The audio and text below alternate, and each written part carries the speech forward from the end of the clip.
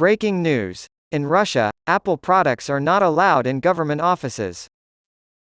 According to reports, the Russian Ministry of Digital Development has banned the use of iPhones and iPads in the workplace. At a recent digital conference, Russia's Minister of Digital Development reportedly emphasized the restrictions while also saying that Apple devices are still available for personal use. The FSB, Russia's primary domestic security agency, issued statements that led to the ban. A large number of Apple devices, according to FSB's claims, were compromised in a U.S. orchestrated spy operation. While Apple has denied the claims, the U.S. National Security Agency has chosen to remain silent despite being reportedly insulted by the FSB. The iPhone is a completely transparent device, and President Putin's spokesman Dmitry Peskov emphasized in June that its use for official purposes is unacceptable and prohibited.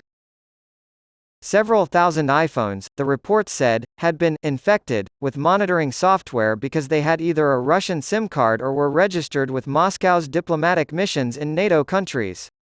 The report added that the security service's emphasis on the claims was evidence of Apple's close cooperation with the United States National Security Agency. I was looking for a happy birthday wish in the daily press the day after my birthday.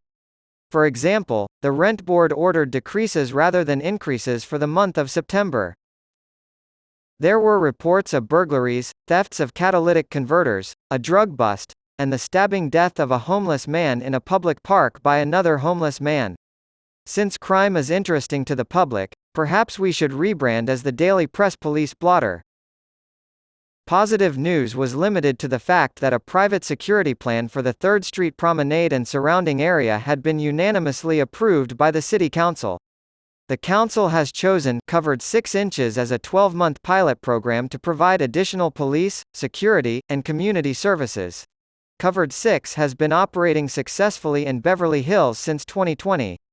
I didn't know whether to be relieved or confused by this development in our crime epidemic. So, I did what I usually do when I'm feeling stressed out by a salutation. I ate. My good friend Elizabeth surprised me on my birthday by bringing me a huge pepperoni and mushroom pizza. She actually brought 3, but we haven't had a chance to use 2 of them yet. In a rush, I popped one into the oven and poured myself a glass of wine, which quickly became 2. To put it simply, after eating the entire pizza, I felt like the guy in the Alka-Seltzer commercial. I can't believe I ate the whole thing. Even though I slept soundly that night, my dream was a pepperoni-fueled circus. The Wagner Group, led by Yevgeny Prigozhin, who attempted a coup against Putin in June and who reminds me of Mussolini only worse, has replaced Covered 6 in patrolling the promenade. The takeaway from this story seems to be to avoid eating pizza right before bed.